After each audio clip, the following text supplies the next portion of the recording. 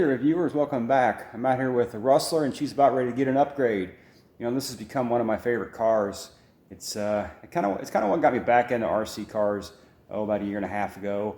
My kids wanted to run my Ultima, and it was just parts were hard to find, and I thought, well, I'll go ahead and get an RC car that's durable, and this is what I chose. And it's about time for me to give it an upgrade, so I thought I'd bring you along with me. So here's the upgrade I want to do here. I want to take out the old brush motor here, which is a Surpass Hobby 12-turn 550, and it runs pretty well. It's got bearings in it. It definitely is a little bit better motor than the 12-turn. I mean, it's not any faster, but it just seems like it's a little bit more durable. So I want to take that out and go ahead and put this Hobbywing brushless system here. This is a 4,000 kV sensorless motor and a sensorless speed controller. So this was about 85 bucks, I think, at A-Main. So pretty decent price. And by the time I keep replacing these, you know, this ought to last a lot longer than these brush motors, which just seem to have a pretty short lifetime on my track, which is really sandy. So let's go ahead and get this thing swapped out. I just thought of something here. So before I take this thing all apart, I've seen this on YouTube. Kevin Talbot does it all the time.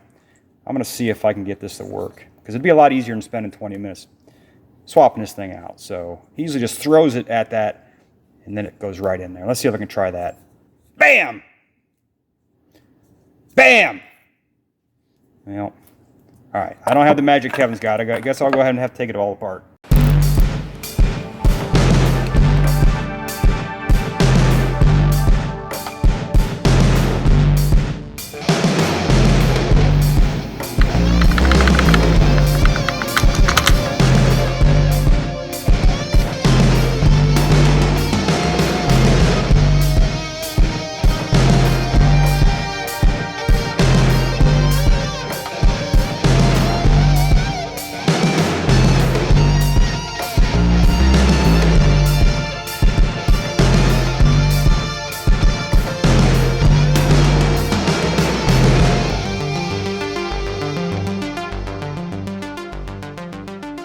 I got everything hooked up.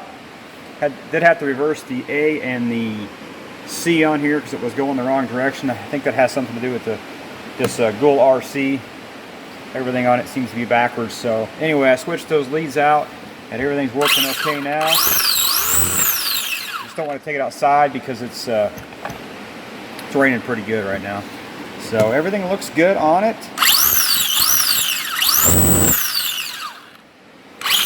One thing with these sensorless motors is everybody complains about the cogging, since there's no, you know, there's nothing to control the timing of the engine or the motor. But this one, I don't really notice any at all with this. So this is a pretty smooth sensorless system, in my opinion. Not noticing any cogging even on the ground here, where we got some traction. That's pretty slow, and I'm not getting any cogging out of the system, so I'm pretty impressed. So anyway, I'll stop the video now, and hopefully it'll dry up here the next 2 days and get her out for a drive. Well, good morning, guys. It's not raining, so let's go ahead and take this thing out for a spin.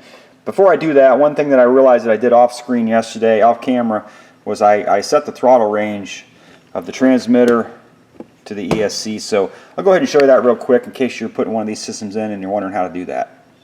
So the first thing you'll need is the instructions, and to be honest with you, I tried this a couple times. It took probably 2 or 3 times before this thing actually worked for me. So be patient with it if you're trying it. It can be a little bit frustrating, but it's not too difficult. Alright, so the first thing you'll do is turn your transmitter on and set your throttle trim to 0. Which I've done that on this. So once that's done, you can go ahead and power on the ESC. Alright, so the first thing you want to do is hold down the set button here and then turn the power on. Alright, it's going to blink at you here. Let off the set button.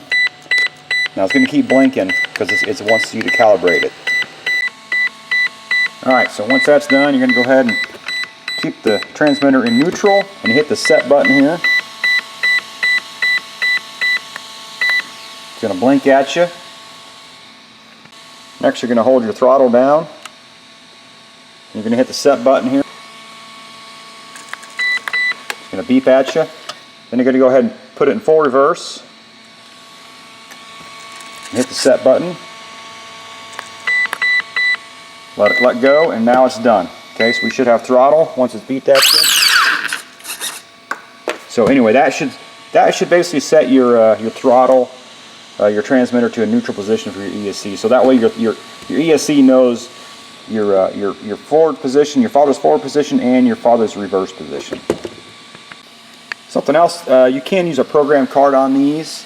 I don't have one of the LED ones, but a friend of mine had this Bluetooth one, and I downloaded the app and plugged it into this, and it will detect the Bluetooth adapter here, but it will not work. So I don't know, maybe these aren't compatible with these, so I think if you're going to program these, you're going to have to get one of the LED programmers. Alright, before we go run this thing, something else I did is I tied a zip tie around this little screw on the mounting plate for the ESC. Just kind of helps keep this wiring low so it's not so high. This stuff's pretty rigid, you know, for wiring, because this is some pretty thick stuff, and it wanted to sit up real high, so this just kind of keeps it low, and hopefully it should keep it from bouncing around.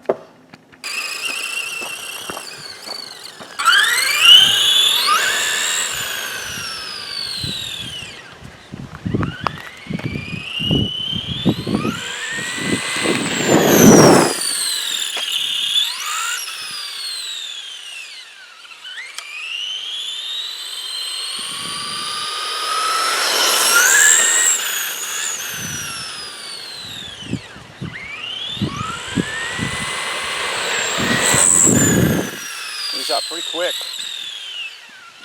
Sounds nice too. Hear that slipper clutch kicking in. I don't want it popping wheelies, so I left it a little bit loose. Maybe a little loose, but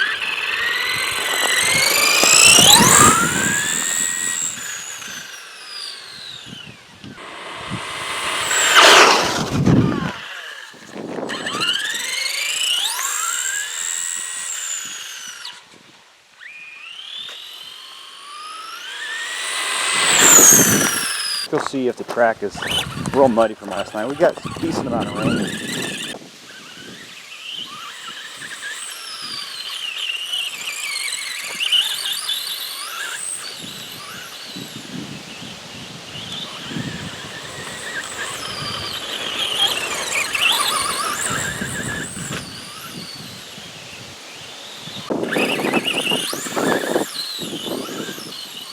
A lot of hickory nuts on the track. It's like driving on marbles when I hit them. I lose all traction. Got kind of windy last night with all that rain. Had the track cleared off yesterday. A little windy out today.